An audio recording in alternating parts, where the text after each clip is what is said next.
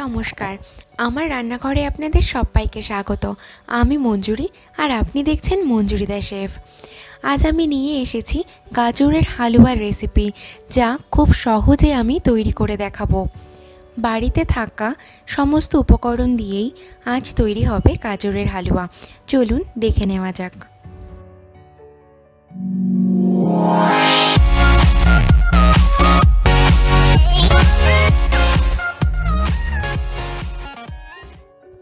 আমি এখানে 1 কেজি গাজর নিয়েছি। গাজরটার খোসা ছাড়িয়ে ধুয়ে পরিষ্কার করে নিয়েছি। এবার একটা এরকম গ্রেটারের সাহায্যে গাজরটাকে গ্রেট করে নিতে হবে। এরকম গ্রেটার যদি না থাকে তাহলে খুব মিহি করে কুচিয়ে নিতে হবে। আমি গাজরগুলো গ্রেট করে নিয়েছি। এবার চলে যাব সরাসরি রান্নায়। এবার একটা ননস্টিকের কড়াই কিংবা প্যান বসিয়ে নিয়েছি। প্যানটা গরম হয়ে গেলে এর মধ্যে দিয়ে দিচ্ছি 2 টেবিল স্পুন পরিমাণ ঘি। ঘিটা গরম হয়ে গেলে এর মধ্যে দিয়ে দেব গ্রেট করে রাখা গাজর।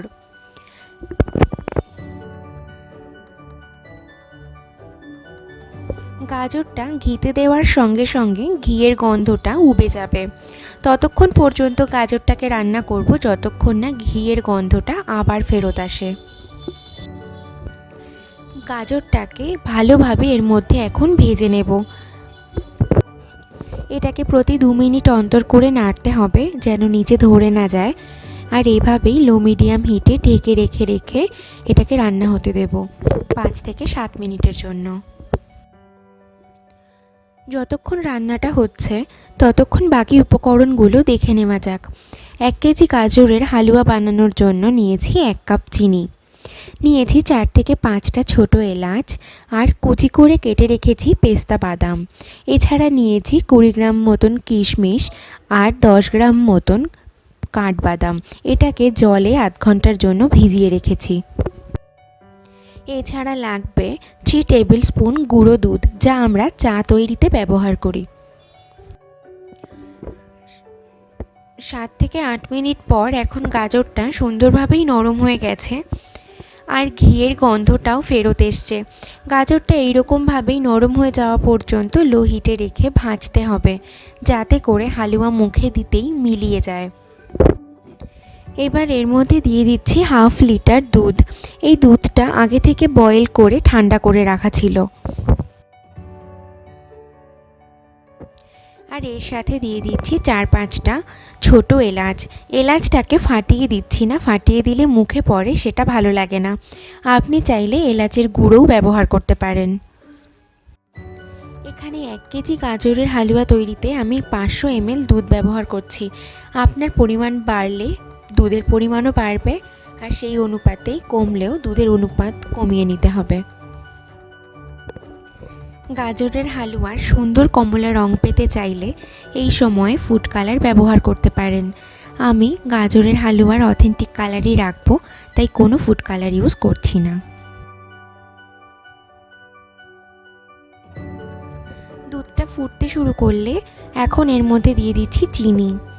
চিনি দিয়ে ভালোভাবে মিশিয়ে নিচ্ছি।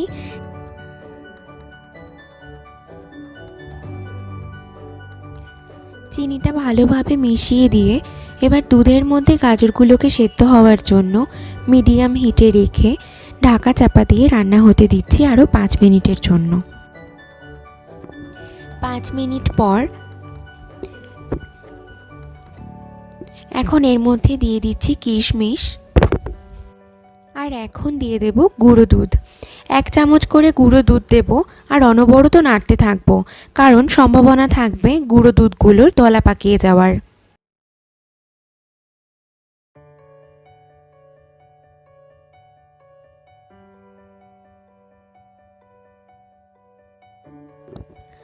দুধটা এখন অনেকটাই কমে এসছে। যদি এই রকমই কনসিস্টেন্সি রাখতে চাই হালুয়ার, তাহলে এই পর্যন্তই রান্না করব। আর যদি মনে হয় এতটা রাখবো না, তাহলে আরেকটু দুধ শুকিয়ে ফেলবো, তাহলে আরও একটু সময় জাল দিলেই হালুয়াটা জমে আসবে। আর কুচিয়ে রাখা বাদামগুলো দিয়ে দিচ্ছি। একটা কথা বলার আছে, তা হলো কাঠবাদাম আগে থাকতে জলে ভিজিয়ে রাখলে খোসাটা ছাড়াতে সুবিধে হয়, ফলে এরকমভাবে কুচি করে কেটে নিতেও সুবিধে হয়। ব্যাস তৈরি হয়ে গেছে গাজরের হালুয়া। এবার আলতো হাতে একটু মিশিয়ে গ্যাস ওভেনটা অফ করে দিচ্ছি। ব্যাস হালুয়া তৈরি হয়ে গেছে, কিন্তু খাওয়ার জন্য তৈরি নয়। এটাকে এই অবস্থাতেই ঠান্ডা হওয়ার জন্য রেখে দিতে হবে অন্তত পক্ষে 2 ঘন্টা। হালুয়া একদম ঠান্ডা হয়ে গেছে। আমি এটাকে এখন একটা সার্ভিং প্লেটে সার্ভ করে দিচ্ছি। ওপর থেকে আরও একটু বাদাম কুচি ছড়িয়ে এটাকে গার্নিশিং করে দিলাম।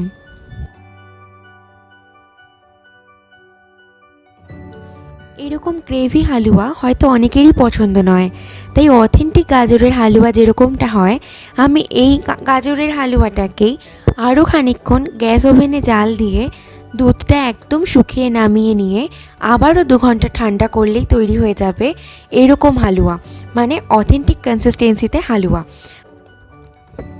এই হালুয়াটা আপনি 15 দিন পর্যন্ত সংরক্ষণ করে খেতে পারেন। তবে 15 দিন পর্যন্ত রাখাটা সম্ভব হবে কি? আজকের রেসিপি যদি আপনার ভালো লাগে তাহলে অবশ্যই একটি লাইক করুন, আর বাড়িতে তৈরি করে আমায় কমেন্ট করে জানান কেমন হয়েছিল। এখনও যদি আপনি আমার চ্যানেলটি সাবস্ক্রাইব করে না থাকেন তাহলে প্লিজ চ্যানেলটিকে সাবস্ক্রাইব করুন, আর পাশে থাকা বেল আইকনটিতে একটি ক্লিক করে দিন, যাতে করে আমার আগামী যাবতীয় রেসিপির আপডেট সবার আগে আপনার কাছে পৌঁছে যায়। আজকের মতন বিদায়, দেখা হচ্ছে অন্য একদিন আরও এক রেসিপির সাথে। ততক্ষণ ভালো থাকুন, টাটা।